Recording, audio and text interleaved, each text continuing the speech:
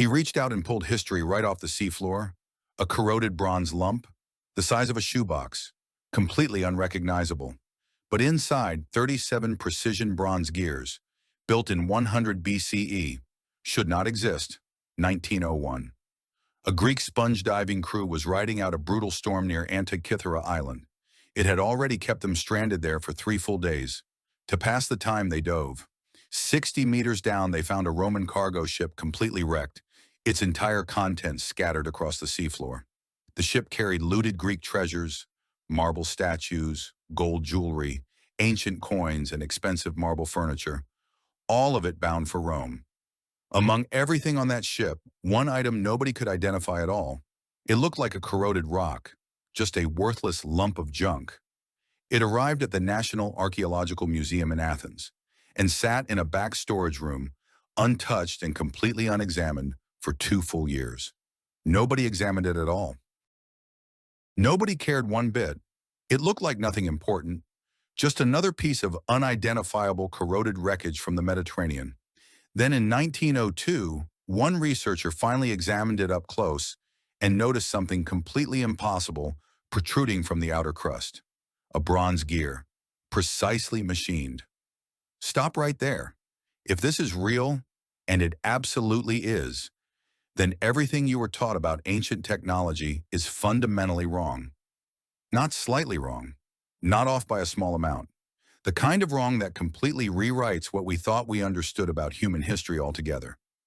Researchers carefully broke open the outer crust of that object and found interlocking bronze gears inside, gear after gear, layer after layer, all precisely machined. Then another gear revealed itself, and another one after that.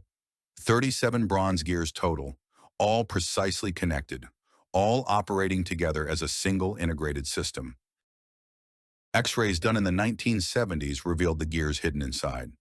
Advanced CT scanning completed in 2006 then showed the full picture of its interior, and covering the entire outer surface, inscriptions in ancient Greek, a complete user manual, written specifically for whoever was going to operate this machine. This was not built for one person. It was a product, designed so real people could actually pick it up and use it.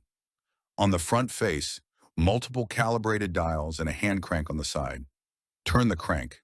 Every single dial begins moving at once. The sun's position in the zodiac, the moon's current phase, the rising and setting of specific star constellations throughout the year, all tracked simultaneously, all from one single crank. Think of it as an ancient GPS, but instead of mapping roads, it maps the entire sky. On the back face, 2 spiral dials. The larger one tracks the 19-year Metonic cycle, describing the moon's repeating relationship with the sun. The Metonic cycle precisely predicts when the moon returns to the same position relative to the sun on the same calendar date every 19 years. We still use that exact same Metonic cycle today. Every time anyone needs to calculate the precise liturgical date of Easter, every single year, still. In 2021, University College London confirmed it also simultaneously modeled all 5 planets known to the ancient Greeks, all 5 of them, at once. But here is the part that stopped every researcher cold. This device came with a full written operating manual directly engraved on its outer surface. Someone designed this expecting many people to use it regularly. Not a one-off experiment, a genuine product made to be picked up and operated repeatedly. What makes this device technically impossible to explain? Start with the gear ratios. There are 37 of them. Each one encodes a specific astronomical cycle. The math required to design all 37 gear ratios working in perfect simultaneous harmony is genuinely extraordinary, even by any modern engineering standard today. One specific gear inside uses a pin-and-slot mechanism to model the moon moving faster near Earth and noticeably slower when it is far away. That is not a casual observation. That is a full mathematical model of an elliptical orbit physically encoded inside a small piece of bronze. Johannes Kepler formalized that exact same principle in his book of 1609. He published it there as his famous second law of planetary motion officially. Between the Antikythera Mechanism and Kepler, 1,700 years. That same precise mathematical insight, built twice, completely independently of each other. The device also predicted both solar and lunar eclipses many decades in advance. Those specific predictions have since been verified against historical astronomical records. Dr. Tony Freeth of University College London led the major 2021 reconstruction project. His entire dedicated team spent 20 full years on this one effort, but even that full reconstruction still remains a hypothesis today. Part of the original device is permanently gone. The complete picture is simply lost forever. What actually survives today is roughly 1/3 of the original device. The rest is corroded beyond recovery, scattered across the seafloor, or simply gone. But then researchers noticed something specific that has quietly troubled scientists for more than 50 consecutive years now. Something nobody can fully explain away. The moon does not move at constant speed. The Antikythera Mechanism knows this precisely. It physically models that exact fact deep inside its bronze gears. Here is something most people genuinely never think about. The moon does not actually travel at a constant speed as it crosses the night sky. When the moon is closest to Earth, perigee, it moves faster. When farthest away, apogee, it slows right down. Every orbit. The Antikythera Mechanism models this variable lunar speed using a pin and slot gear. Not approximately, with real precision. It physically encodes that mathematics inside bronze. The pin sits off-center inside a slot. As the gear turns, the slot forces the pin to speed up and then slow down. Pure genius. Johannes Kepler formalized that exact same principle in his book of 1609. He published it there as his famous second law of planetary motion, officially. This ancient bronze device already encodes that exact same precise mathematical principle deep inside its gear system. Not discovered later, already there, already fully known.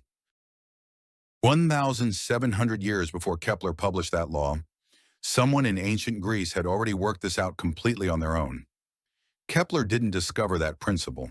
He rediscovered something already known. Someone in ancient Greece got there first by a full 17 centuries. Let that land. Dr. Freeth stated it directly and publicly. The Antikythera Mechanism forces us to completely reconsider what we actually understand about ancient technological capabilities entirely. Dr. Derek de Sola Price of Yale wrote in 1974, "The knowledge of antiquity was far greater than we had ever previously believed possible. So this raises a completely different question. Not what this machine does, but who else knew this? And where did that original knowledge come from? You simply don't build a 37-gear astronomical computer as your very first project ever. Nobody in recorded history has ever started at the absolute top. You build toward it through decades of much simpler devices. Prototypes first, failed attempts, gradual iterations.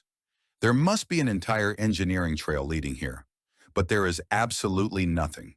No ancient workshops found anywhere at all. No technical blueprints. No simpler predecessors anywhere in the entire archaeological record.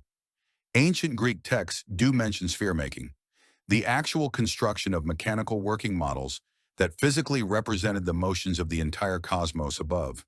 Cicero personally wrote about seeing a specific device built by Archimedes that physically demonstrated the daily motions of the sun, moon, and all 5 planets. None of those described devices survive today. Not a single one has been found at any archaeological site on Earth. Only Cicero's written words remain. Here is a thought that will stay with you. What if every electronic device on Earth vanished tomorrow? Every chip, every circuit board, all gone. All 2,000 years from now, someone finds your phone and calls it a strange piece of glass. That is exactly what happened to ancient technology. The Antikythera Mechanism appears in the archaeological record with no ancestors whatsoever, no evolutionary path, no predecessors of any kind, completely and fully formed. Dr. Price wrote in 1974, "This is so incredible we must conclude the knowledge of antiquity was far greater than we had ever believed." And the Roman ship carrying this device went down in 65 BCE.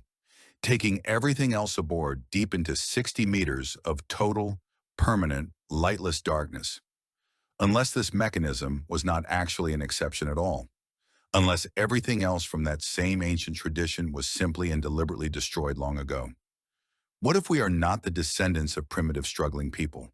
What if we are the actual survivors of a massive and ancient technological collapse? The Library of Alexandria. The single greatest repository of ancient scientific and technical knowledge in the Mediterranean world across many centuries of recorded history. In 48 BCE, Julius Caesar set fire to ships in Alexandria's harbor. The great library was partially burned in the catastrophic fire that spread ashore, further damaged under later Roman emperors across many decades, then finally and completely destroyed throughout the 4th and 5th centuries of the Common Era, forever. Hero of Alexandria described complex pneumatic machines in detail. Ctesibius built precision water clocks. Philo of Byzantium described sophisticated mechanical automata in his writings. Not one of those devices survives today. Not a single one has ever been found at any archaeological site anywhere on the planet. All gone. Knowledge does not simply disappear on its own. It gets deliberately and systematically destroyed. The Antikythera Mechanism survived only because it sank beneath the waves. One single device survived the destruction because it sank 60 meters into the Aegean Sea and stayed there completely untouched for 2 full thousand years. How many others once existed? We have exactly one data point, and it reveals a civilization operating at a level we completely failed to imagine. Dr. Freeth asked the question that truly matters. If this existed, what else once existed that we have simply not managed to find yet? What lies at the bottom of other ancient seas? In the ruins of other burned cities? In archives that were destroyed long before we arrived? You can go see it right now. It sits at the National Archaeological Museum in Athens. It is still there, still real, still intact. What it implies is much harder to look at. Different explanations exist for all of this, but not one of them is anywhere near complete. Which explanation seems closer to the truth to you? At Beyond Explained, we don't give answers. We just follow the questions wherever they lead.